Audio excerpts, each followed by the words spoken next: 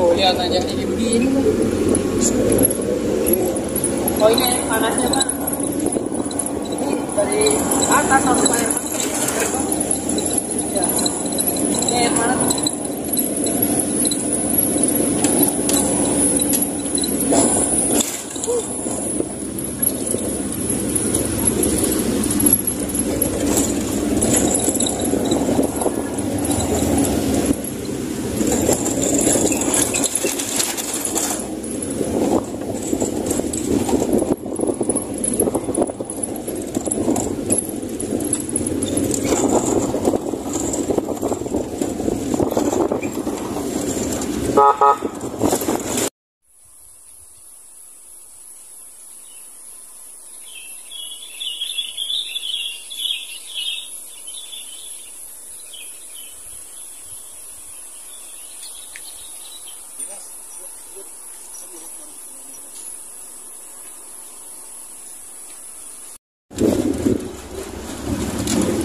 Aduh banget bisnis lagi ya Allah.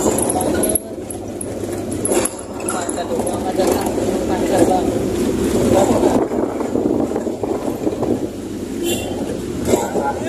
Jangan ke sini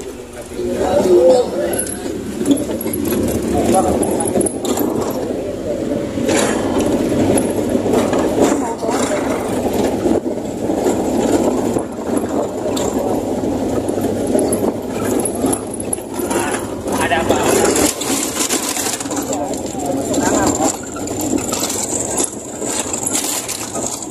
kamu di sini Sir.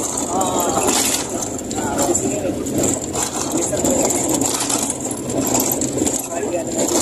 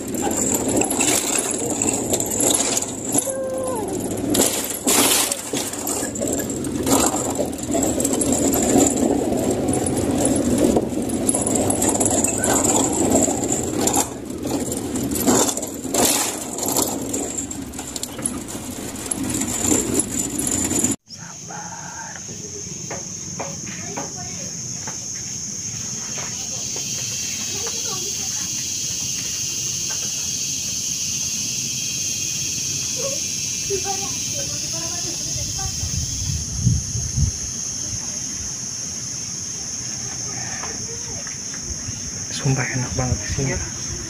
Seger banget. Tidurnya di sini, di situ mah beda banget Bang. Adem banget di sini, dingin banget. Rasanya nggak mau keluar. Makanya Allahu Akbar disuruh kemari. Matur nuhun Mbah, Aki, Abah. Saya pulang ya. Udah selesai semuanya. Saya pulang. Bismillahirrahmanirrahim. Assalamualaikum warahmatullahi wabarakatuh. Welcome back dengan gue Runan Handoyo di Ronan Handoyo Files.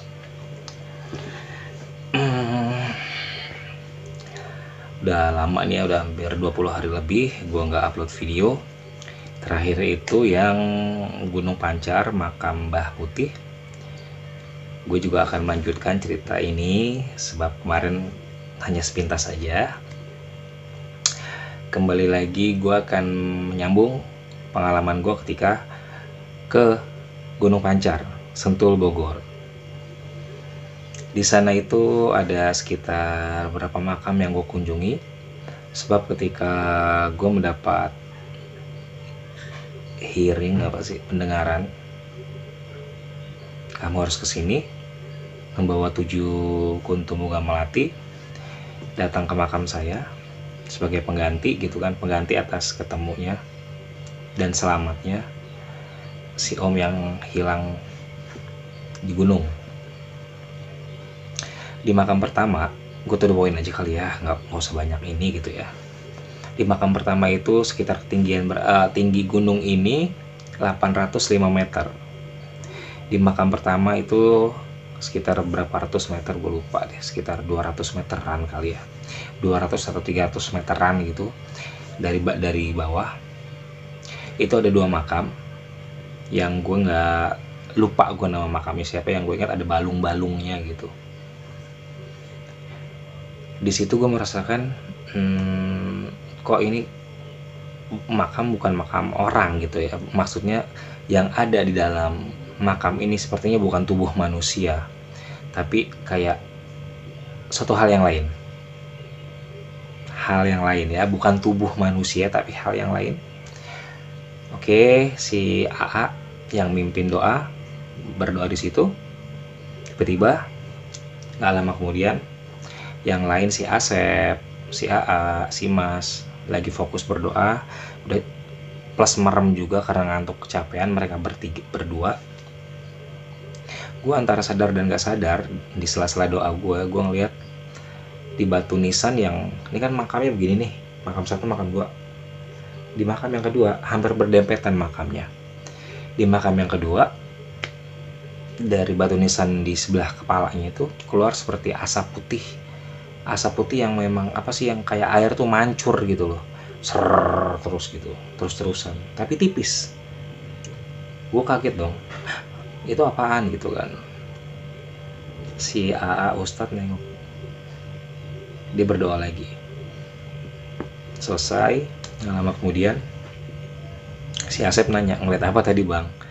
Itu kayak ngeliat ada asap putih keluar dari batu nisan putih. Iya, aku juga kayak ngeliat tadi, kayak tipis-tipis asap gitu kan, kayak kabut. Asep juga ngeliat. Lalu kita lanjutkan ke makam yang kedua. Makam yang kedua itu, aduh gue agak lupa nih. 1,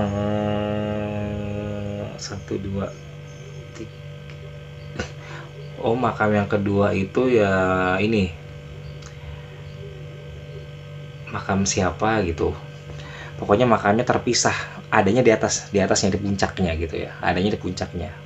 Jadi di puncak makam, di puncak Gunung Pancar ini, di ketinggian 805 meter ini ada 3 makam. Salah satunya adalah makam Mbah Putih. Lalu ada lagi terpisah dari makam Mbah Putih 2 makam yang lain. Kalau yang di sebelum makam Mbah Putih, yang di 2 makam ini gue merasakan suatu hal yang, hawa yang gak enak gitu ya. Hawa yang agak-agak panas, ngap, ngelekep, tapi damai. Kalau di makam yang pertama yang di ketinggian sekitar 200 meteran itu, gue merasakan ya ini kayaknya bukan badan ini, yang bukan tubuh yang ditanam di sini nih. Ada 2 makam padahal ya, tapi gue merasakan kayak bukan tubuh yang ditanam di sini, tapi sesuatu gitu kan. Kalau di atas, di makam yang kedua ini, gue nggak merasakan apapun. Cuma rasanya tuh agak lebih panas di makam ini ya, ngelekep gitu. Selesai, langsung ke tujuan utama, yaitu makam Mbah Putih. Yang gue aneh nih, makam ini tuh rasanya tuh dingin banget, kayak dikasih AC, dan nggak mau keluar, rasanya nggak mau keluar dari area makam ini. Kita berdoa di situ. Oh iya, di makam pertama gue menaruh dua kuntum melati. Di makam kedua yang di atas puncak juga gue menaruh satu kuntum melati. Di makam Mbah Putih ternyata gue harus menaruh beberapa kuntum, yang totalnya ya harus ganjil jadi 7 bunga gitu ya. Di makam Mbah Putih ini rasanya tuh dingin, sejuk, dan gimana ya, kayak orang pakai AC 10 PK kali mungkin. Dingin banget, sumpah dingin banget. Dan di situ rasanya tuh gue nggak mau keluar. Saat si AA Ustadz lagi baca doa, si Mas lagi merem karena ngantuk juga, si Asep juga sama lagi ngantuk. Di sela-sela itu, gue lupa. Ada satu kejadian di makam yang nomor 2. Di makam nomor 2 sebelum Mbah Putih, saat lagi dibaca zikir gitu, yang la ilaha illallah, la ilaha illallah, agak sedikit aneh nih. Batu nisannya agak sedikit bergerak begini. Pas makin cepat lantunan la ilaha illallah, la ilaha illallah, makin cepat juga gerakan batu nisannya. Gue kaget, gue bilang, itu kenapa gitu kan. Berhenti, straight batu nisannya. seperti itu. Lalu di makam Mbah Putih, ketika si AA lagi mimpin doa, si Mas lagi setengah merem gitu juga, si Asep lagi setengah merem karena antara zikir sama ngantuk. Gue juga sambil zikir sambil agak merem gitu kan, di antara sadar dan gak sadar. Gue seperti melihat ada di dalam pikiran gue ya, ketika gue sedang merem gitu, gue melihat ada sosok laki-laki tua, umur sekitar 60 tahunan. Dari rambut, alis, jenggot, semuanya putih. Kumis, jenggot, semuanya putih, bajunya juga putih. Dia senyum ke gue, cuma senyumnya tipis banget, senyum gini doang. Setelah itu gue melek. Pas gue melek kaget, ya 3 orang ini masih fokus dalam zikirnya. Kedengaran suara, ada hadiah buat kamu, kata dia. Ada suara seperti itu gitu loh. Ada hadiah buat kamu. Ada di balik batu di atas makam saya, kata dia gitu loh. Kata beliau seperti itu. Yang lain masih fokus nih, antara terpejam sama zikir juga. Bener, di atas makam kan ada batu kecil sekitar segini batunya nih. Tiba-tiba apa ya, kayak ada plat itu apa ya, plat lempengan besi kuning. Ini kan batu nih, ada lempengan besi kuning begini. Lama-lama dia berdiri gini, keluar. Pas kelihatan ujung dari besinya ini agak kayak sedikit patah gitu loh ya, besarnya tuh seujung jari. Besar platnya ini, plat besinya seujung jari, agak ujungnya tuh agak patah. Ini batu, lama-lama dia berdiri gini. Tapi dalam hati gue bilang, enggak, saya nggak mau, terima kasih saya tidak mau. Langsung brok, dia jatuh lagi dan hilang.